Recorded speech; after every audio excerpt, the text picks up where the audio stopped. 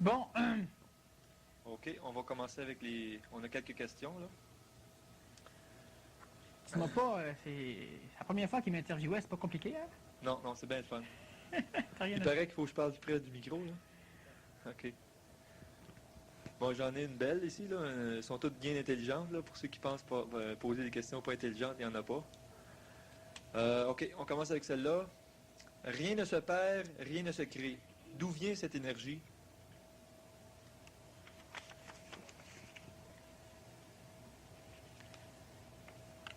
Bon. Ben, effectivement, rien ne se perd, rien ne se crée, tout se transforme pour finir le petit concept scientifique, qui est une réalité. L'énergie, elle est présente partout, sauf que, justement, comme on peut connaître en science, vu que c'est un concept scientifique, on parlait un peu de la science, si vous prenez une balloune, ben, il y a de l'air dans la balloune, puis il y a de l'air dehors de la balloune. Mais si vous mettez plus d'air dans la balloune, il y a plus d'air dans la balloune, puis autant dehors qu'il n'y avait avant. Parce que remarquez que si vous soufflez de l'air dans une balloune, ben, il y a plus d'air dans la balloune. Mais personnellement, vous ne pouvez pas remarquer qu'il y a une diminution de l'air ambiant, parce qu'il y en a plus dans la balloune. Alors, parce qu'il y a beaucoup de place, il y a beaucoup d'air à l'extérieur. Alors, ce qui fait que dans la balloune, il n'y a pas d'air qui a été créé. Et l'énergie, ben, vous êtes comme une balloune. On peut vous gonfler. On peut être gonflé d'énergie psychologique astrale. Ça, c'est de l'air vicié. Puis on peut vous gonfler d'une énergie qui est pas mal plus harmonieuse. Et puis automatiquement, ben, il n'y a rien qui se perd, il n'y a rien qui se crée, c'est-à-dire qu'il n'y a rien qui apparaît, tout est transformé. Puis j'ai déjà dit avec à un moment donné que quand Dieu avait créé la Terre, ben, en réalité, Dieu s'était transformé en Terre. C'est-à-dire que Dieu, il y a une parcelle de lui qui s'est transformée, c'était... Puis quand on dit Dieu, on parle de l'univers. Mais il n'a pas pris rien pour faire de quoi? Pour le mettre quelque part où il n'y avait rien. Parce que pour créer quelque chose, il faut le mettre quelque part où il n'y a rien. Sans ça, il faut tasser de quoi? Puis comme supposément Dieu est partout, ben, il n'y a plus de place pour rien mettre s'il créait. Hein? Je ne sais pas si c'est clair. Alors, vu qu'il n'y a plus de place pour rien mettre, vu que Dieu était partout, hein, si moi je suis moi, ben, je ne peux pas créer quelque chose et le mettre dans moi. À moins que je me fasse des problèmes physiques. Alors, si Dieu est partout, ben, Dieu ne peut pas créer quelque chose pour le mettre quelque part. Parce que quelque part, c'est lui qui est là. Bon, automatiquement, justement, l'univers s'est transformé. Et puis, il y en a eu ce qu'on a ici. Quelque chose que ça, j'expliquerai sans doute à un moment donné, mais pas là. Au niveau des créations et tout ça. Mais l'énergie elle-même, ben c'est ça. L'énergie, elle est ambiante, elle est partout. Et puis nous, on en a. Et puis nous, non seulement on en a, mais on est capable d'en générer et d'en gérer. Qu'est-ce que c'est que l'énergie? On va juste finir par une petite parabole, essayer de comprendre, voir c'est quoi l'énergie, puis à qui ça appartient l'énergie. Alors vous avez un lac, une étendue d'eau qui est bien calme. Vous avez un arbre qui pousse sur le bord du lac, il y a des branches qui vont au-dessus du lac. Et puis là, tout d'un coup, il y a un petit coup de vent qui se lève, puis une feuille qui tombe. La feuille, elle descend lentement, elle arrive sur l'eau. Pouf! Automatiquement, il y a une onde de forme, il y a une onde qui est créée à la surface de l'eau. Hein, vous savez, lancer une roche dans l'eau, vous allez avoir la même onde. Mais l'onde, elle n'appartient pas à l'eau. Elle n'appartient pas à la feuille ni à l'arbre. Mais l'onde, elle existe. Indépendamment de la feuille, retirer la feuille, l'onde va continuer. Et puis l'eau n'est pas, les molécules d'eau ne sont pas promenées par l'onde. Hein? S'il y a quelque chose qui est à la surface de l'eau, il va monter puis il va redescendre. L'onde, elle continue son chemin. Mais l'onde n'appartient ni à l'eau, ni à la feuille, ni à l'arbre, mais présentement, elle est là. Puis juste avant, elle n'était pas là. Mais l'énergie, c'est ça. L'énergie qui se promène au niveau de l'homme. L'énergie, la réelle énergie. C'est quelque chose qui apparaît quand il y a des phénomènes qui vont se rencontrer. Et indépendamment de ces phénomènes-là, c'est-à-dire du phénomène propre, l'énergie apparaît. L'énergie, elle est là, mais elle n'est pas exprimée. Alors, la possibilité d'avoir une onde à la surface de l'eau, c'est là, c'est en potentiel. C'est une réalité potentielle. C'est de l'énergie potentielle. La feuille, ben non, votre doigt touche l'eau. Ben l'onde qui est sur l'eau, il n'était pas dans votre doigt, il n'était pas dans l'eau. Mais la possibilité qu'il existe une onde était là. Mais il n'était pas là, l'onde. Puis si vous faites floc, c'est ça va. Moi, j'ai mis la boîte. J'ai mis la boîte. Alors si on fait floc dans l'eau, alors si la feuille tombe, arrive à la surface de l'eau, automatiquement il y a une onde qui est créée. Cette onde-là ne transporte pas les molécules d'eau, ne bouge pas l'eau, elle ne transforme pas l'eau, elle ne transforme pas la feuille descend au fond de l'eau, l'onde reste là. C'est indépendant de la feuille, de l'eau, de l'arbre. Mais une chose qui est sûre, c'est qu'il faut de l'eau et une feuille pour avoir une onde, même si l'onde n'a aucun rapport avec ni l'eau ni la feuille. Alors, c'est ça l'énergie. Si j'étais physicien, je te dirais que dans la feuille qui est au niveau de l'arbre, ben, la feuille est le produit de l'énergie de l'arbre, ça devient une feuille, entre autres. La feuille, lorsqu'elle tombe, la gravité l'attire, donc une quantité d'énergie qui est perdue parce que ça se rapproche de la source de la gravité. Donc, cette énergie-là est transformée en onde, qui, elle, va se perdre éventuellement, puis ça va être transmis à toute la Terre. Donc, c'est retourné à sa source. Donc, rien ne se perd et rien ne se crée. C'est ça. Et c'est exactement ce qui se passe. Tu es un bon scientifique. C'est exactement ce qui se passe. C'est pourquoi je vous dis que l'énergie même, comme dans la balloune, comme sur l'eau, l'énergie qui est sur l'eau, les savants n'arrivent pas tout à fait à la comprendre, l'onde. Ils ont des théories, ils amènent des choses. L'énergie qui anime l'homme, ben ça ne sert à rien de la comprendre. Si l'énergie qui bouge, qui se promène sur l'eau, perdrait son énergie à essayer de comprendre ce qu'elle fait là, ben il n'y aura pas d'onde. Hein? Exactement comme si, justement, vous voulez limiter l'onde de l'énergie, ben l'énergie va être absorbée dans d'autres choses.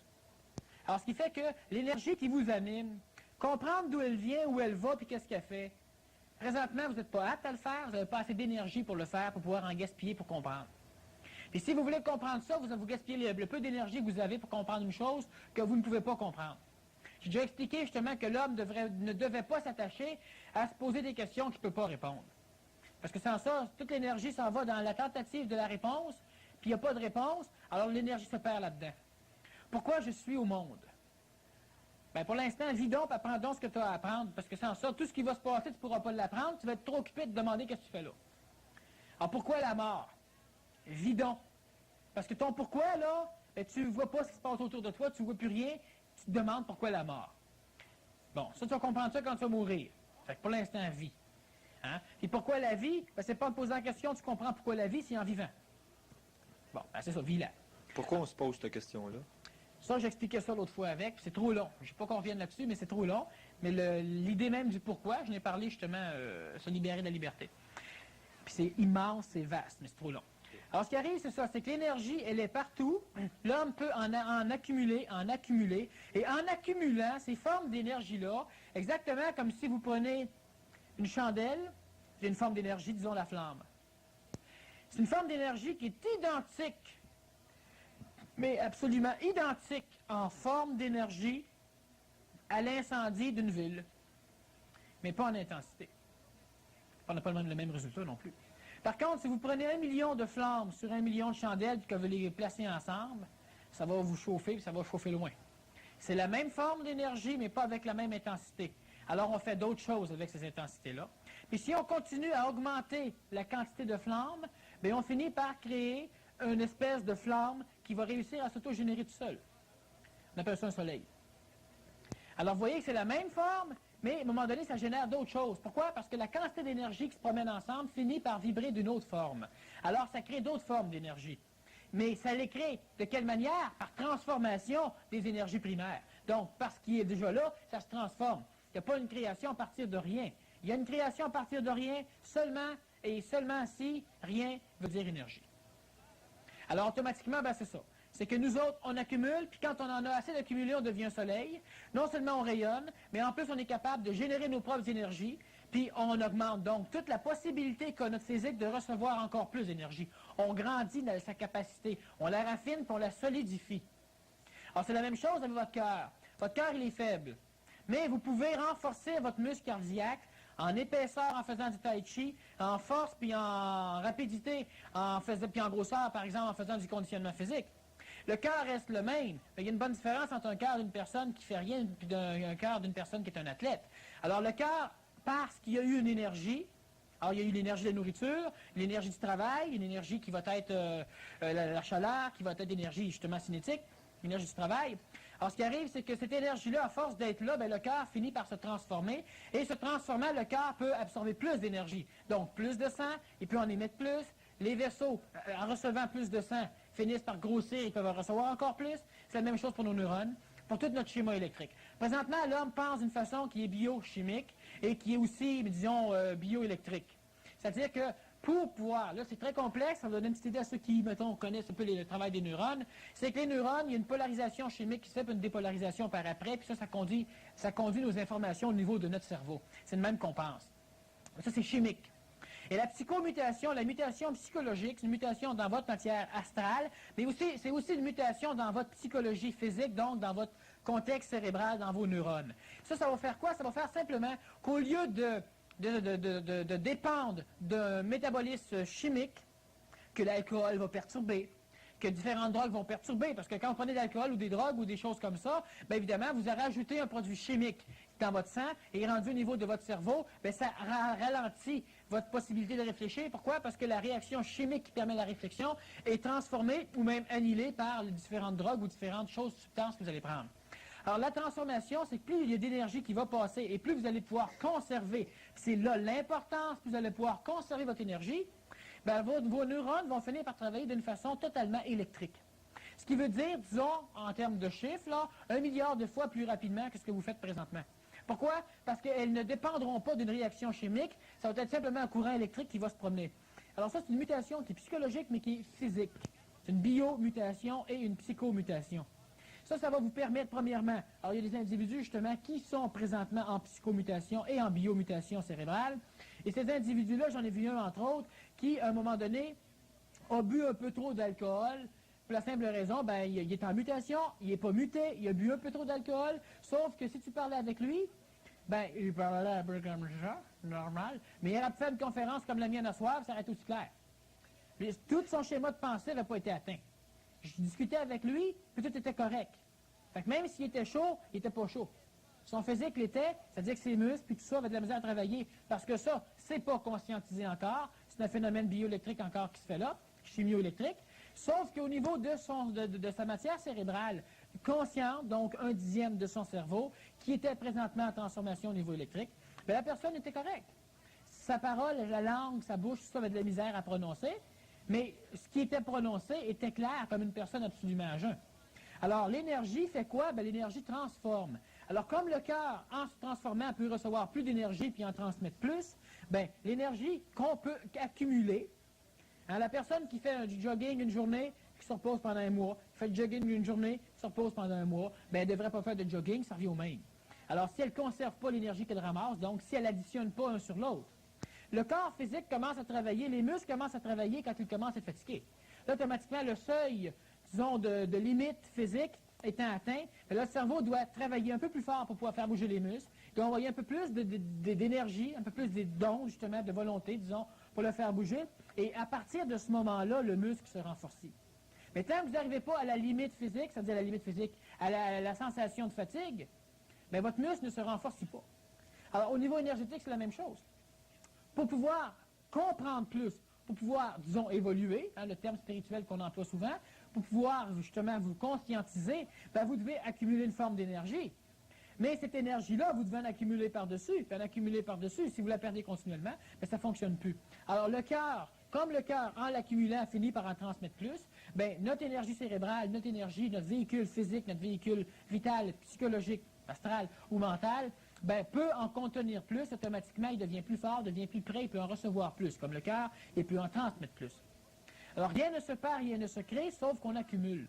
Le sang qu'il y a de plus dans le cœur n'a pas été nécessairement créé, mais il y en a plus dans le cœur. Et puis, le corps fonctionne drôlement plus parce qu'il y en a plus. Alors, l'énergie, elle est partout. Et nous, on en accumule. Mais on en a besoin de pas mal plus que ce qu'on accumule normalement pour pouvoir réussir à monter notre schéma vibratoire. Pour revenir au sujet de la conférence sur la valeur, ici, je ne lirai pas mot à mot, là, je vais plutôt dégager l'essentiel de la question. Là, on suggère qu'il y a une certaine importance à pouvoir parler de nos valeurs, c'est-à-dire les mettre en mots, pour pouvoir les concevoir plus facilement puis mettre le couteau dedans. Comme quoi, si on garde nos valeurs, parce qu'on dit ça ne se discute pas, on les garde pour moi-même, on peut continuer à véhiculer cette forme-là sans pouvoir la travailler, puis on en pâtit finalement. Mais il y a une grosse différence entre une discussion et puis une estimation. Alors, de la discussion jaillit la lumière, et c'est vrai. Présentement, bon, si on discute tous les deux, bien évidemment, si on a une discussion qui est honnête, disons sincère dans le sens qu'on ne veut pas se prouver quoi que ce soit, qu'on veut mettre des choses sur la table, tu mets des choses sur la table, après ça, bien, on regarde tous les deux, puis on regarde nos valeurs, ou on regarde nos concepts, ou on regarde nos idées, ou on regarde nos plans, dépendant de ce qu'on parle. Puis là, bien évidemment, on peut cheminer à l'intérieur de tout ça, puis on transforme, puis tu as raison, ça c'est mieux, puis on compare, puis en fin de compte, bien là, on transforme. Il n'y a aucune perte d'énergie là-dedans parce que vous ne remplissez pas un verre qui est transparent, vous travaillez avec un individu qui peut travailler. OK. Mais si vous travaillez avec un individu qui, lui, ne veut rien savoir, ben là, ça ne vous sert à rien. Hein? Vous couperez pas plus vos valeurs en essayant de convaincre autrui qui ne veut pas être convaincu. Ça allait simplement vous convaincre plus, vous autres encore, que lui, c'est un cave, puis que vous avez raison. Alors, si on travaille d'une façon intelligente, la discussion, c'est extraordinaire, la parole, c'est ce qui va sauver l'humanité, hein? C'est ce qui va permettre justement à vos idées de pouvoir être claires. Mais pour ça, il faut les étaler. Ben, la parole, par écrit ou ben non par oral. Mais il faut faire ça avec un individu avec lequel on peut le faire. Ça rejoint un petit peu sa deuxième question qui dit « Je pense que dans la vie, la confrontation est essentielle. Qu'en pensez-vous? » La confrontation, c'est probablement de pouvoir actualiser nos valeurs pour mieux les détruire, en fait. La confrontation, disons que là, je vais prendre le mot de deux manières. Les deux confrontations sont absolument essentielles.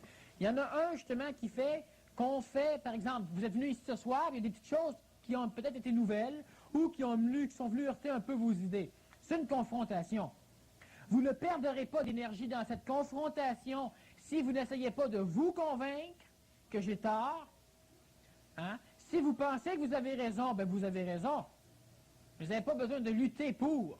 Si vous luttez pour, ben laissez mon nouveau concept pénétrer en vous, puis laissez-les cheminer ensemble, puis ils vont se placer tout seuls. Le vôtre va mettre le mien à porte, le mien va mettre le vôtre à porte, ou les deux vont se fusionner, c'est intelligent.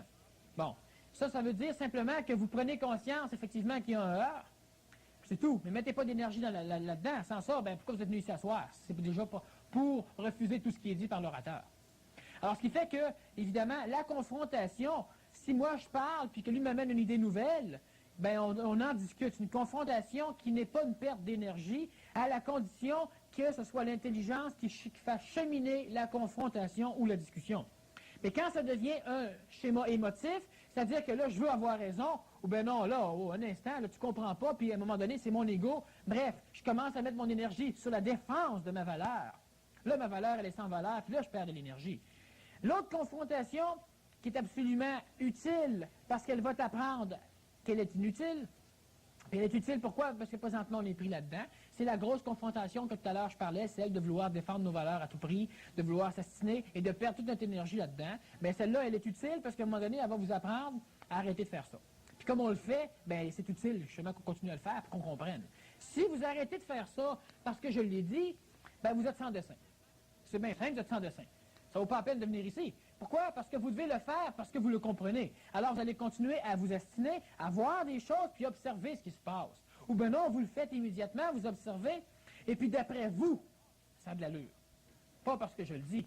Hein? Bon, alors automatiquement, la confrontation va vous amener justement à un moment donné à voir que ça ne sert à rien. Puis ça, peut-être que juste ici ce soir, vous pouvez faire le cheminement, puis voir effectivement que ça ne sert à rien.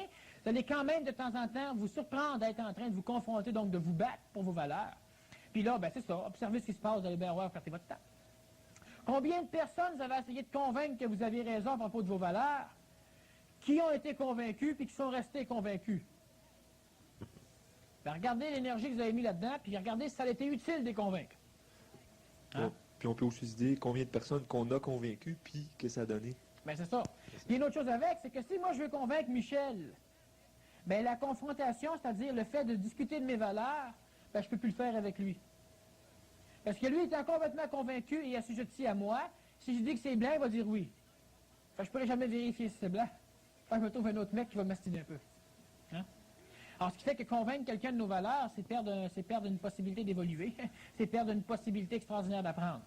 Lui, il est pur, moi je suis pur, vous êtes pur comme qu'on est. Puis quand on fait, comme lors du séminaire, il y a beaucoup d'ostination, ça y va, ça passe au toast. Moi, je ne veux pas avoir raison.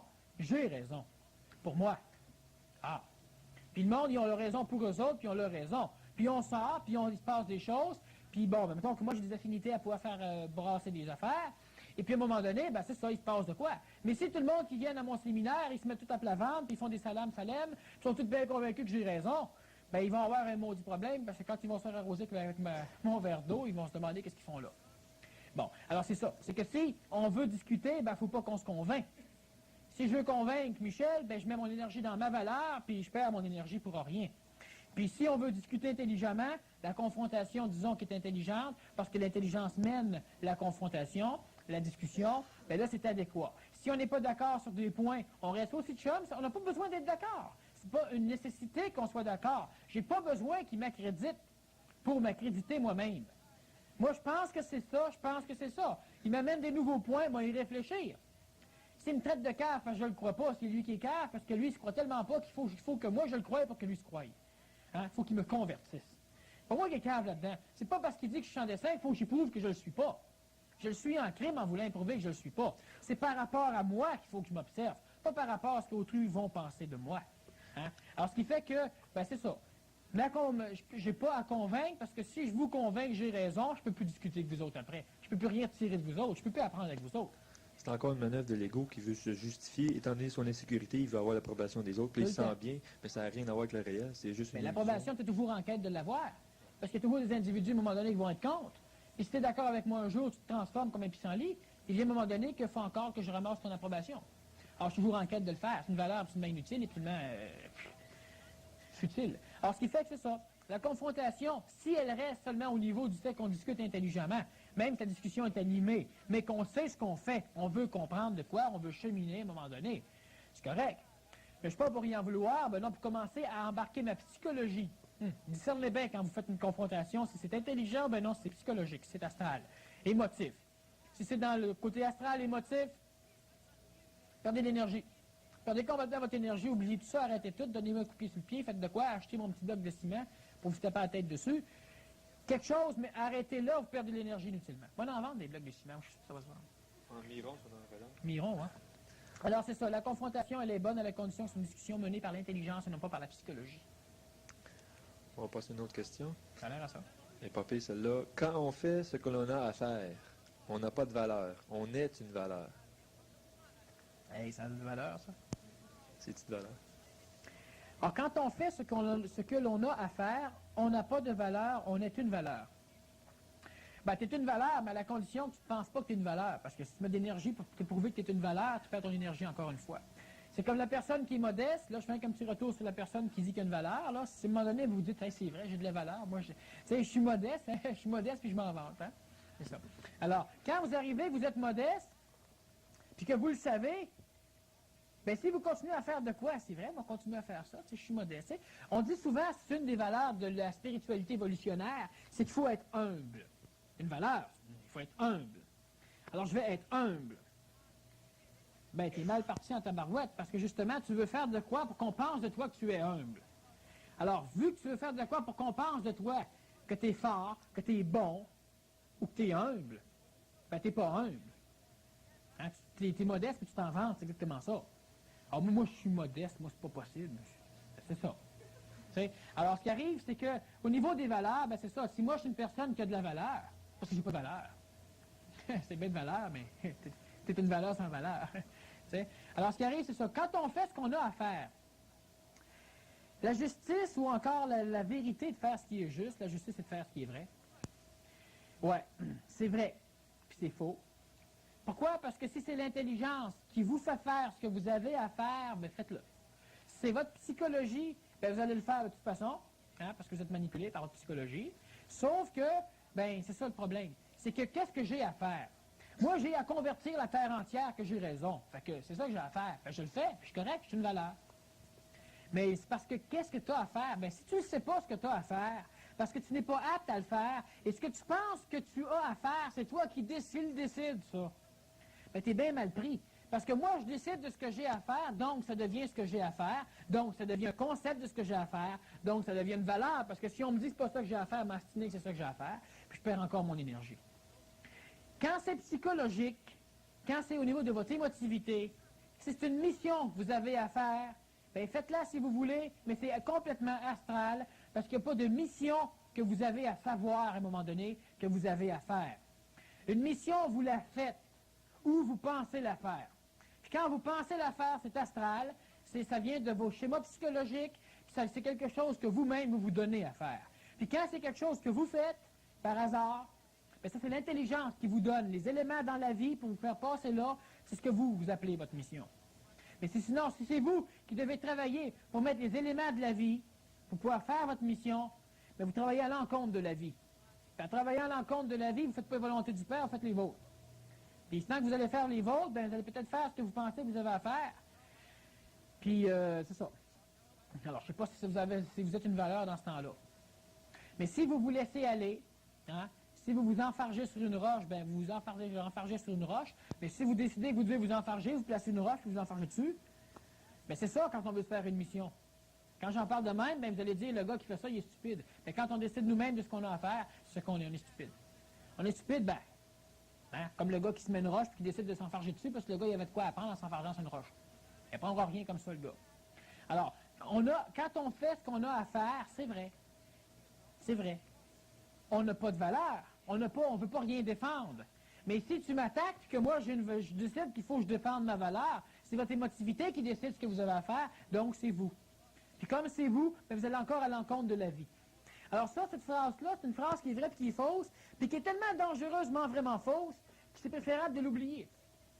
Quand on fait ce que l'on a à faire, juste ça. Mais êtes-vous capable de discerner ce que vous avez à faire de ce que vous voulez faire? Si vous n'êtes pas capable de le discerner, bien oubliez cette phrase-là, vous n'êtes pas prête. Parce que si vous n'êtes pas prête à le discerner, puis que vous prenez cette phrase-là, votre psychologie astrale va s'en emparer, puis elle va vous manipuler sans problème, parce que vous n'êtes pas capable de discerner que c'est ça. Alors vous allez penser que c'est l'intelligence ou que c'est Dieu, puis vous allez faire un paquet de cossins absolument idiots, vous allez perdre vos énergies au détriment de l'astral, ou vous allez faire comme certains, justement, qui ont assassiné leurs femmes, leurs enfants, parce que c'est Dieu qui commandait en eux. Ils ont fait ce qu'ils avaient à faire. Ils ont été manipulés par le mauvais bâton. Hein? Alors, si vous ne pouvez pas discerner, ben, oubliez ça. Il y a bien des belles phrases philosophiques et spirituelles qui sont vraies, mais qui sont dangereuses, parce qu'ils ne peuvent pas être vraies pour la masse, pour la majorité des individus. Puis si vous avez besoin d'un leitmotiv sous forme d'une phrase, pour pouvoir vous diriger, c'est que vous n'êtes pas ça. Vous n'êtes pas prête. Alors, le leitmotiv devient un danger. Celui qui parle ne sait pas, celui qui sait ne parle pas. Ouais, ça veut dire que toi, si tu sais rien, parle pas, ils vont te penser que tu sais tout. Et le gars qui parle, lui, ben lui, sait rien, parce que la belle phrase, ça vient dire de quoi? T'sais? Non, le gars qui réellement sait, ben il sait quand il doit parler et quand il ne doit pas parler. Il n'y a pas besoin d'avoir une phrase pour lui dire quoi faire. S'il y a besoin d'une phrase pour lui dire quoi faire, parce que le gars, il est dans sa psychologie astrale, le gars, il n'est pas dans l'intelligence. Le gars a besoin de mémoire de temps en temps qui viennent diriger sa vie. Donc, qui viennent manipuler sa vie. Et si ces mémoires-là, ces belles phrases-là, ben, vous manipulent du mauvais côté, ben, vous allez du mauvais côté, sans savoir. Alors, celui qui va vers Dieu, ben, Dieu l'accueille. Celui qui va vers la justice l'accueille. Celui qui va vers la paix l'accueille. Celui qui va vers la perte l'accueille.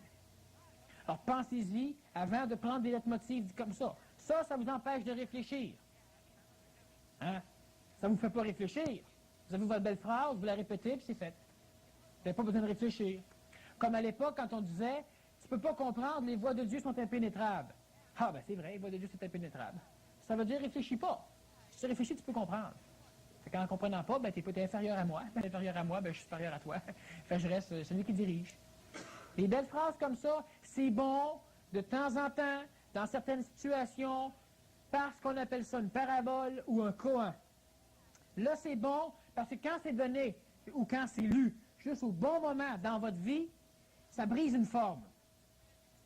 Répétez-la plus après, parce que c'est ça qui va remplacer la forme qu'elle a brisée. Alors, une parabole ou un koan, ça brise une forme. Puis quand la forme est brisée, attachez-vous pas au koan ou à la parabole. Trouvez-la pas belle. Parce que la forme que ça a brisée, maintenant, votre énergie, vous la mettez là-dedans, ça remplace la forme. Perdez votre temps, encore une fois. La parabole sert à être dépassée, non pas à être poignée dedans. Oui. Tout ce qui libère doit être libéré de la chose même qui libère. Sans ça, ça n'a pas libéré, ça l'a transformé, ça t'a juste tassé ailleurs. Alors, c'est bien, bien, bien important. C'est vrai que quand on fait ce qu'on a à faire, on n'a pas de valeur, à la condition que ce qu'on fait, c'est ce que l'intelligence nous dit de faire. Puis qu'est-ce qui est intelligent de faire? C'est quand que tu as soif, puis qu'il y a de l'eau, ben bois. Ça, c'est intelligent. Puis quand tu as soif, qu'il n'y a pas d'eau, change d'idée, parce que là, c'est plus intelligent. L'être qui est, a-t-il des valeurs? L'être qui est, probablement l'être qui est conscient, conscientisé. Là. Ah, explique-moi pas ça. Je fais ça. L'être qui est, a-t-il des valeurs? Ben, l'être qui est. Être, c'est quoi? Je dis souvent que quand on pose une question, c'est bon, parce que ça nous permet de la relire, puis la réponse est dans la question. Tout ceux-là, c'est comme ça, mais là, ici, là, je m'arrête encore là-dessus. C'est pourquoi qu'il faut vous poser des questions. Et la personne qui a posé la question, là, je la répète, puis je lui pose la question. On va la répondre après, là, mais qu'elle essaie de voir ce que ça donne. L'être qui est, a-t-il des valeurs? Bon. Une valeur...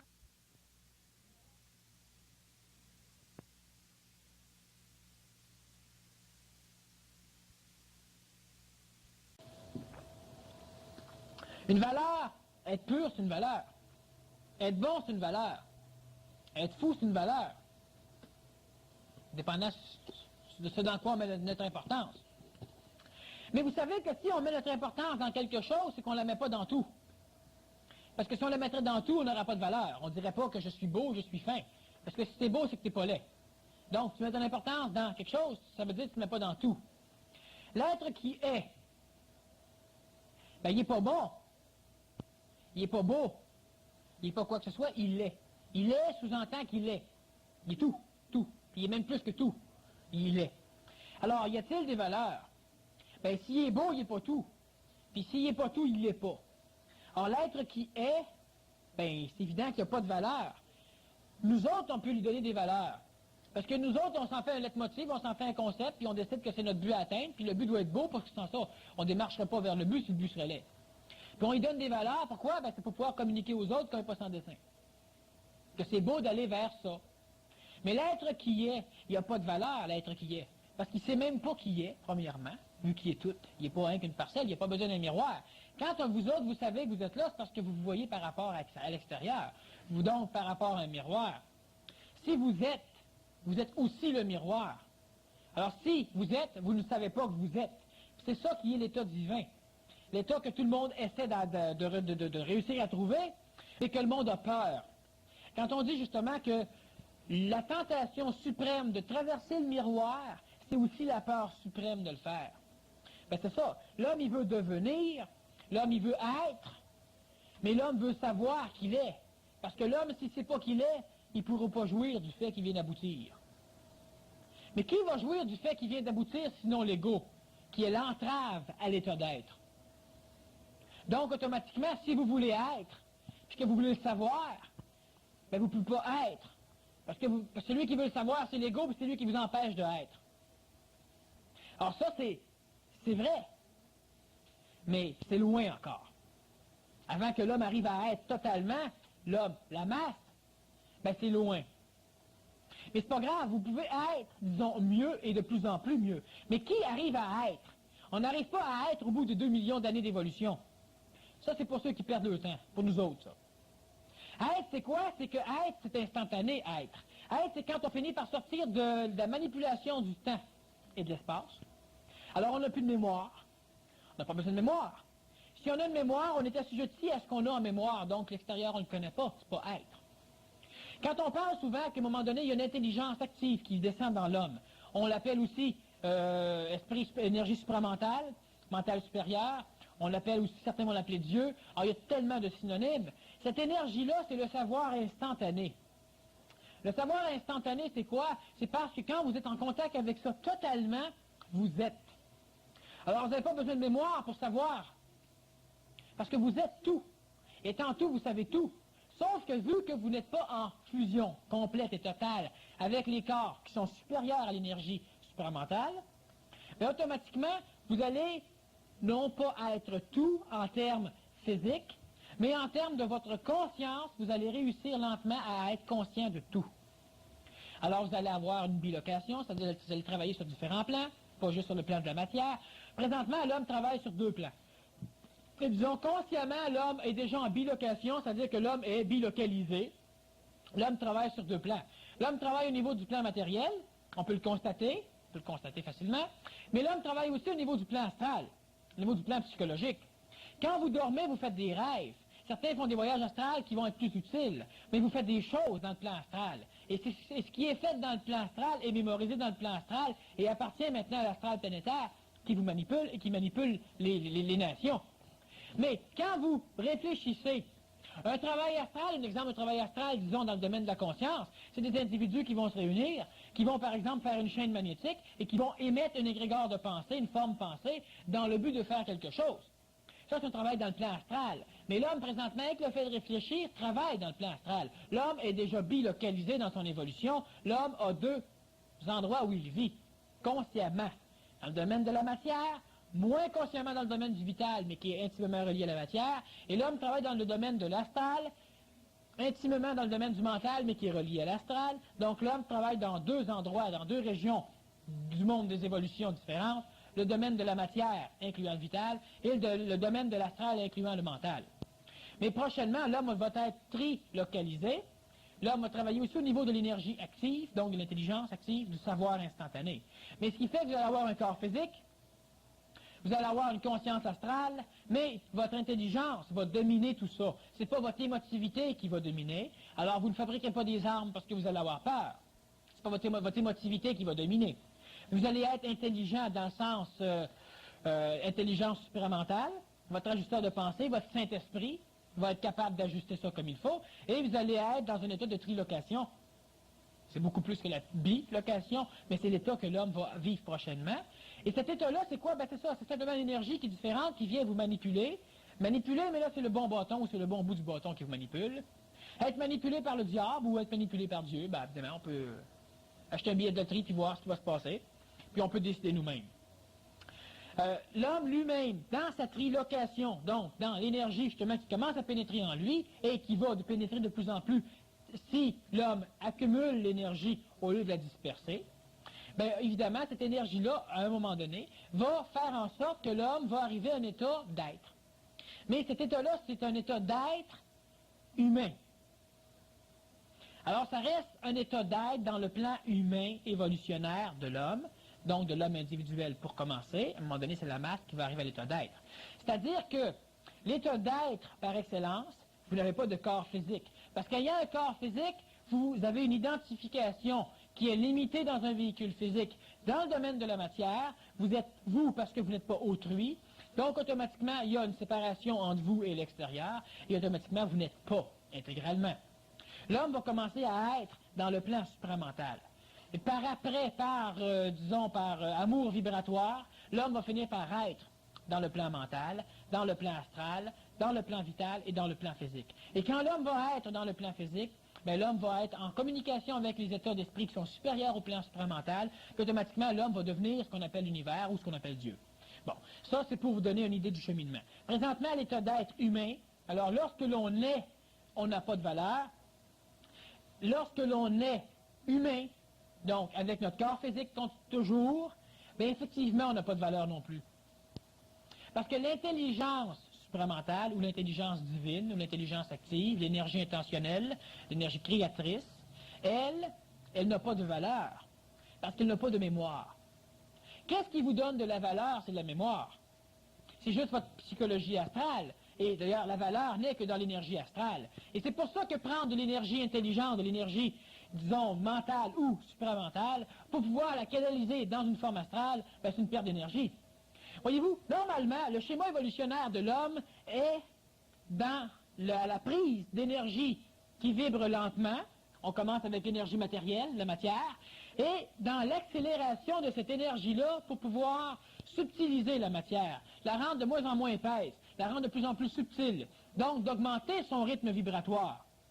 Et plus on augmente le rythme vibratoire, justement, j'ai trop de choses qui rentrent, de l'énergie qui est basse, plus on augmente ce rythme-là, bien, automatiquement, on va purifier, on va diviniser, on va spiritualiser la matière, ou l'énergie vibratoire basse, ou l'homme. Mais prendre l'énergie supramentale ou prendre l'énergie active, et puis s'en servir pour pouvoir faire vivre une émotion astrale, c'est quoi? Ben, c'est prendre une énergie qui est déjà hautement vibratoire et diminuer son rythme vibratoire pour pouvoir l'adapter à une émotion ou à une valeur astrale. Ça, c'est exactement le plan d'involution. Et c'est ce que l'homme s'est évertué à faire il y a quelques milliards d'années. Alors, il ne faut pas qu'on continue à faire ça. L'énergie intelligente ou l'énergie hautement vibratoire qui pénètre dans l'homme ne doit pas être rabaissée. C'est l'énergie qui est épaisse qui doit être subtilisée. Donc, on doit augmenter son rythme vibratoire pour pouvoir la rendre subtile. Et là, c'est une évolution. Mais ça, on fait ça comment? En conservant nos énergies. Parce que l'énergie supramentale, ou l'énergie divine, ou l'énergie du Saint-Esprit, ou de l'ajusteur de pensée, ou comme vous voulez l'appeler, cette énergie-là qui vient, qui vibre rapidement, elle se perd comment? Bien, elle se perd seulement si elle est transformée, ou si elle n'est pas utilisée. Alors, si l'énergie rentre dans un verre et elle sort, elle n'est pas utilisée.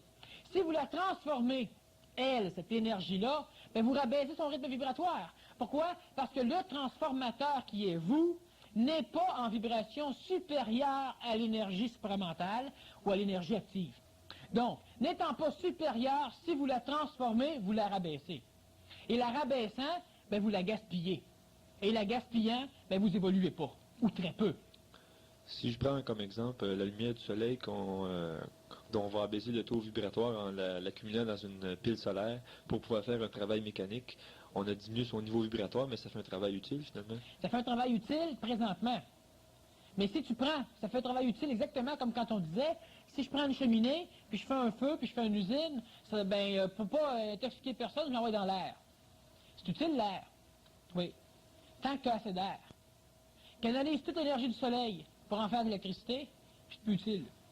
Une pollution de l'énergie solaire.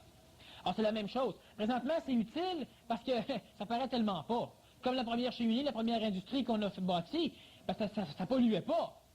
C'était propre, ça polluait, mais personne ne le savait, parce qu'il y avait de la place pour en mettre. Mais quand on n'a plus de place pour en mettre, ou quand il n'y a plus d'air pur, tu ne peux pas polluer de l'air qui est pollué.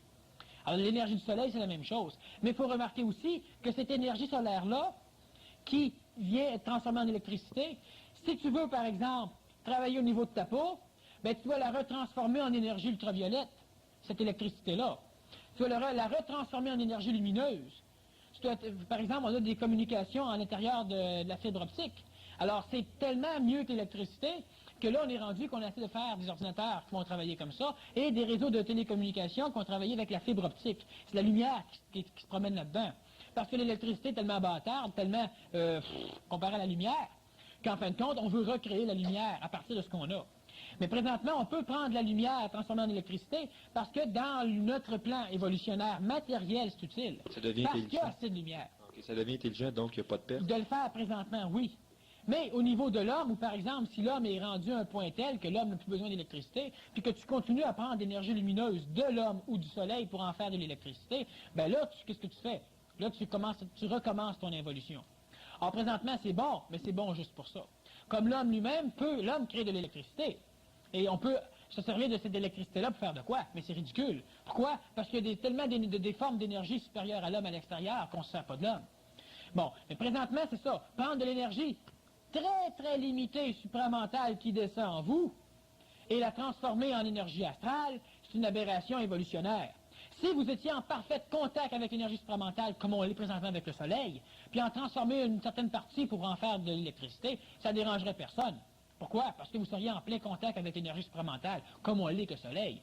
Mais si vous êtes dans une maison, vous n'avez qu'un petit trou d'aiguille par lequel rentre la lumière, puis que vous bouchez ce trou-là en mettant une cellule photoélectrique pour faire de l'électricité, pour faire de la lumière, pour t'éclairer, ben c'est con. Alors c'est ça.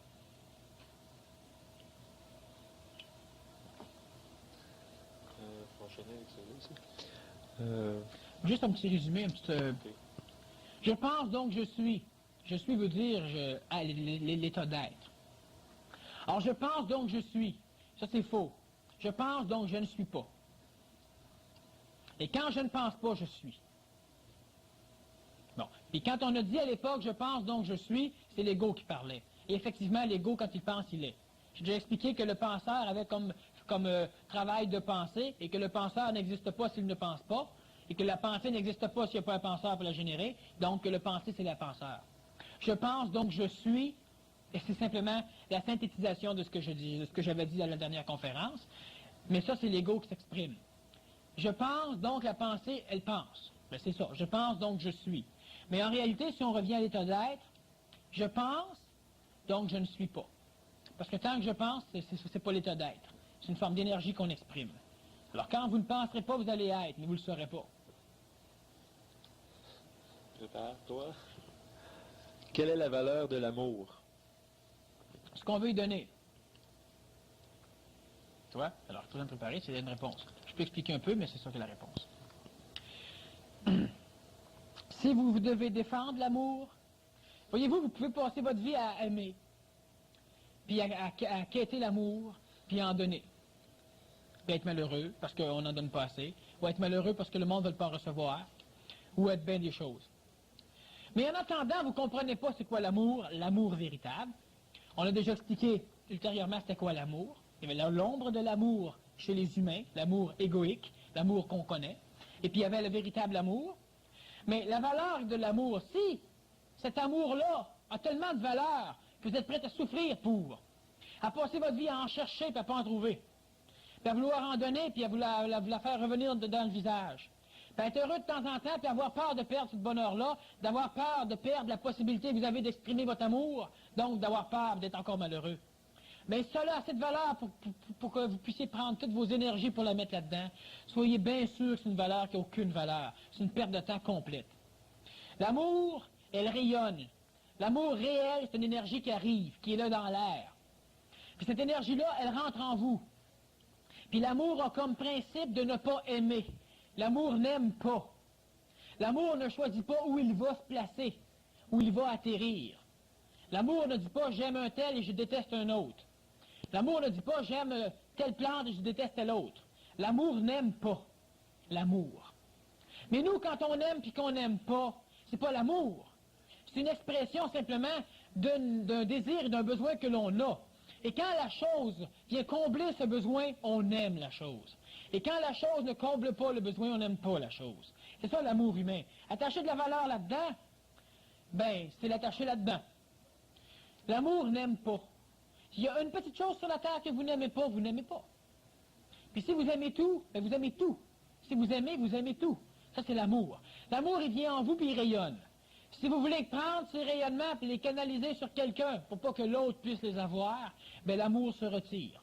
On ne peut pas manipuler l'amour. L'amour véritable peut vous manipuler. Il va rayonner en vous. On ne peut pas manipuler l'amour. On ne peut pas décider qui l'amour va aimer et qui l'amour n'aimera pas. L'amour n'aime pas. Alors en partant, l'amour, elle est disponible à tout le monde. Mais parce qu'elle n'aime pas, justement. Alors ce qui fait que l'amour, ben quelle est la valeur de l'amour? Ben il faut savoir de quel amour on parle. Et si c'est l'amour véritable, il n'y a pas de valeur. Vous n'allez pas vouloir défendre l'amour. L'amour va quand même aller partout. Alors même si quelqu'un dit « Ah, l'amour ne va pas partout », ça ne sert à rien de vous argumenter avec. L'amour, il va pareil. Alors ça n'a aucune valeur, l'amour. Ça n'a pas de valeur. L'amour que l'homme a, l'amour égoïque que l'homme a une valeur pour l'homme qui l'a. Parce que l'homme a besoin de cet amour-là. Mais l'homme, il souffre aussi. J'ai besoin d'être aimé. Ben, tu as besoin d'être aimé, donc tu es l'esclave de cet amour-là, puis tu es limité par cet amour-là, parce que tu es dépendant de cet amour-là, tu as besoin. J'ai besoin d'aimer. C'est la même chose. Parce que tant que tu as l'être pour aimer et l'être pour te faire aimer, la vie est belle. Tant que tu n'as pas peur de le perdre, parce que là, tu sais que tu ne pourras plus. Mais quand tu ne l'as plus, ça, ton amour, il fait quoi? C'est un amour humain. Présentement, on vit avec ça, c'est correct. Prenons juste conscience de ne pas mettre trop de valeur là-dedans. L'homme d'instinct, il va aimer comme ça. Alors pourquoi vouloir défendre l'amour? Se promener avec notre pancarte « Peace and Love », puis mettre des tulipes et des roses dans les canons des soldats. Puis après, ça ne change rien en ce qui concerne le cheminement évolutionnaire de l'humanité, parce que l'énergie qui est dépensée là-dedans, c'est une énergie qui est dépensée en propagande, donc en défense de valeur, donc inutilement. Ça ne change rien, ça. Alors, peace and love, paix et amour. L'amour va faire ce qu'il a à faire, que vous le vouliez ou non. Il n'y a pas de valeur à défendre là-dedans. Si vous voulez le rayonner, il ne pourra pas rayonner. L'amour, il rayonne. Il ne rayonne pas parce que vous voulez le faire. Il rayonne parce que c'est sa nature de rayonner. L'amour, il va partout, pas parce que vous voulez, pas parce que vous faites une propagande politique. L'amour, il va partout parce que c'est sa nature d'aller partout. Hein? L'air est pollué. Promenez-vous avec une pancarte, puis dites simplement « Protestons, refusons de respirer ». Bon. Ben, ça ne sert à rien, votre nature est de respirer. Alors, c'est la même chose pour l'amour ou pour n'importe quoi. Faites une propagande. Défendez la valeur de l'amour. C'est une valeur sans valeur. L'amour est ce qu'il est.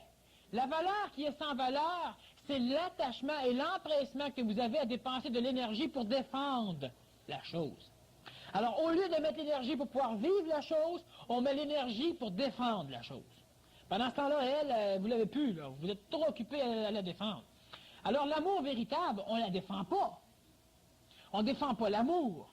On le vit, l'amour. On ne le défend pas. Et si on défend l'amour, c'est une valeur. Une valeur sans valeur.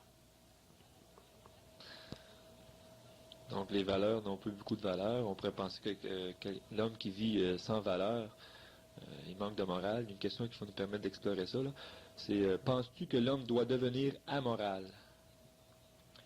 Bon, c'est quoi être amoral? C'est d'avoir une morale qui est en dissonance avec la morale de la société, ou c'est d'être intelligent et de comprendre. C'est deux amoralités. Quelqu'un qui est amoral, c'est quelqu'un qui, par rapport à notre morale, est en dissonance. Quelqu'un qui sort et qui se promène tout nu dans la rue, il est amoral. Mais si tout le monde se promène tout nu dans la rue, il est plus amoral. C'est quoi être amoral? Si vous voulez être amoral et vous décidez vous-même que vous allez faire vos choses, bien, vous avez une moralité. Vous avez des valeurs qui sont peut-être en dissonance avec les valeurs de la société. Mais vous avez des valeurs pareilles. Vous n'êtes pas amoral. Mais le monde va dire que vous êtes amoral. Mais le monde ne savent pas c'est quoi la moralité. Vous êtes toujours moral, vous avez vos valeurs, mais vos valeurs ne sont pas en concordance avec l'extérieur.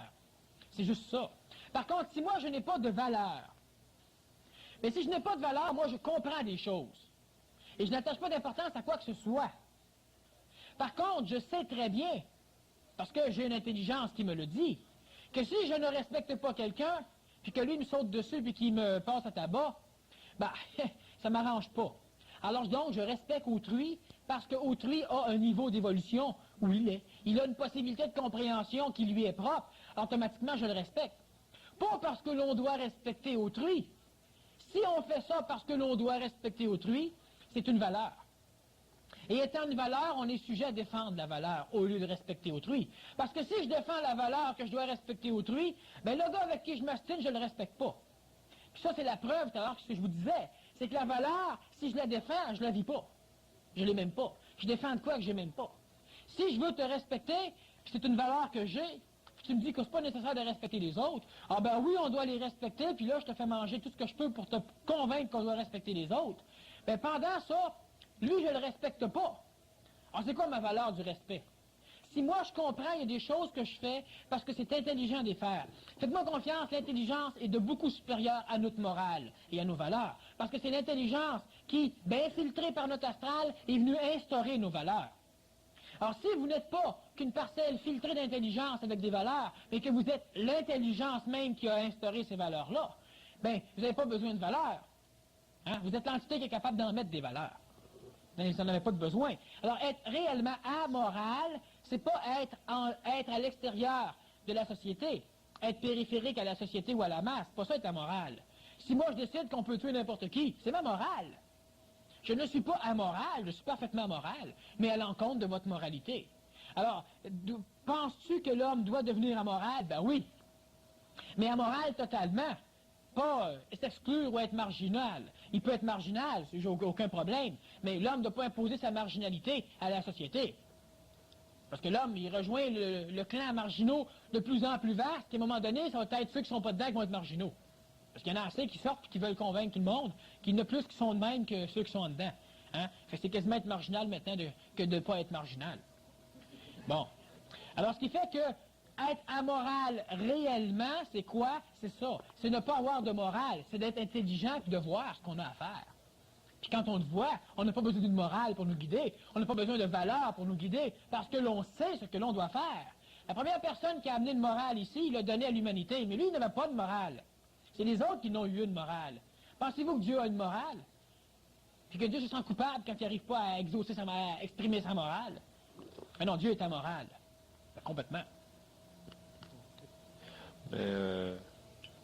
Au niveau de conscience de la population, la morale, au niveau de conscience où la population est actuellement, la morale a une certaine nécessité jusqu'à temps qu'elle soit dépassée. Parce que l'homme n'a pas l'intelligence, justement, de comprendre toutes ces choses-là.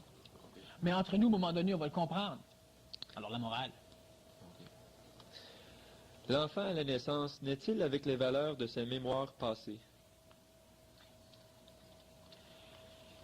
Bon, ben, j'ai déjà fait une conférence sur la réincarnation. La personne qui voudrait en savoir réellement plus, là, c'est pas pour vendre, mais ça vend, en tout cas, elle peut se procurer les 2 cassettes sur la réincarnation. Alors, l'enfant à la naissance naît-il avec les valeurs mémoire passée? les valeurs de ses mémoires passées? Bien, automatiquement, oui. Sauf que, justement, vu que la réincarnation n'est pas comme l'on croit, de toute façon, il n'y a pas grand-chose qui est comme qu'on croit, c'est comme que c'est, ça se fout bien de ce qu'on croit. Hein? C'est sa pureté. La réincarnation, l'enfant naît avec les valeurs de ses mémoires, et puis disons que de ses mémoires, ça serait réel si la personne pense que par là, il y a différents individus, donc différentes mémoires, de ses mémoires, de pleines mémoires, qui se réincarnent en elle. La personne ne se réincarne pas intégralement d'une façon psychologique, c'est-à-dire que vous mourrez, vous faites un cheminement, vous allez vous asseoir au paradis, ben non, en enfer un bout de temps, allez faire cuire votre steak là, et puis à un moment donné, il y a un corps physique qui apparaît, qui est plus beau, qui est à votre goût, tout ça, puis qui va pouvoir vous amener dans des expériences qui vont vous enseigner ce que vous n'avez pas appris. Imaginez-vous que si vous êtes au niveau de devoir faire une vie terrestre parce que vous n'avez pas appris puis pas compris des choses, bien vous êtes loin d'être capable de décider quel genre de corps puis quel genre de vie vous avez besoin pour l'apprendre. Puis si vous pourriez le faire, c'est parce que vous êtes dans un état de compréhension assez avancé que quand vous arrivez au monde, bien vous vous rappelez de ce que vous avez à faire. Mais comme ce n'est pas le cas, bien c'est pas ça qui se passe non plus. Alors l'homme, il y a un corps physique qui apparaît, il y a différentes, disons, reproductions des mémoires individuelles. Alors par exemple, toute la salle un jour se réincarne dans un individu, et c'est normal, et toute la salle se réincarne aussi dans 300 individus, mélangés avec bien d'autres mondes, et puis ça c'est la réincarnation pluralitaire, puis c'est la seule qui existe présentement. Il y en a une qui est fusionnelle, mais ça c'est pour les initiés rendus à la fin du cheminement terrestre.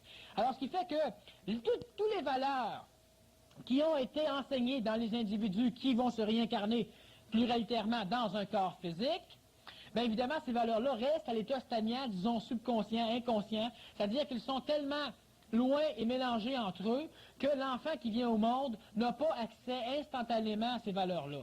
Par contre, son éducation, si elle est par exemple dans un certain sens, elle va faire en sorte qu'au fin fond des souvenirs des valeurs de tous ces individus-là, ben les valeurs qui vont être en concordance au fond de lui avec ce qu'on va lui donner comme éducation vont ressurgir, ils vont aider à incruster, à cristalliser ces valeurs-là en lui. Alors, ce qui fait que c'est l'éducation qui va déterminer les valeurs avec lesquelles l'individu va vivre, mais c'est son schéma de mémoire qui va donner la profondeur avec laquelle l'individu va croire à ces valeurs-là.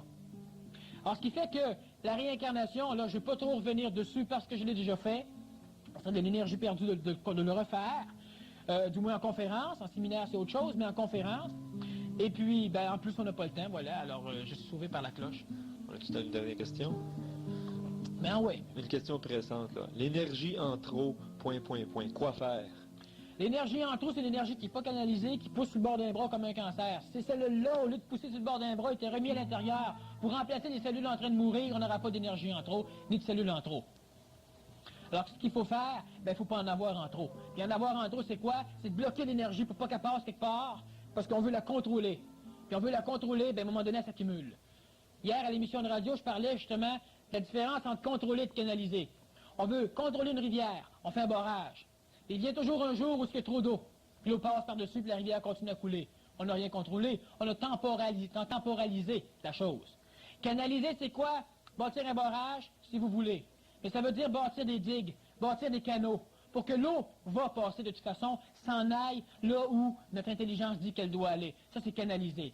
Canaliser nos énergies au lieu de les contrôler, ben c'est ça. On contrôle la colère, il y a un temps où ça déborde. Canaliser cette énergie-là, c'est l'envoyer là où elle doit aller. Alors, quand on a trop d'énergie, c'est parce qu'on a voulu contrôler une forme d'expression de l'énergie, et en voulant la contrôler, il y a un temps où le barrage est plein, puis on ne sait plus quoi faire. Le barrage peut défoncer, ça fait mal. Il faut canaliser, il ne faut pas contrôler. Quand on canalise, on n'en a pas trop.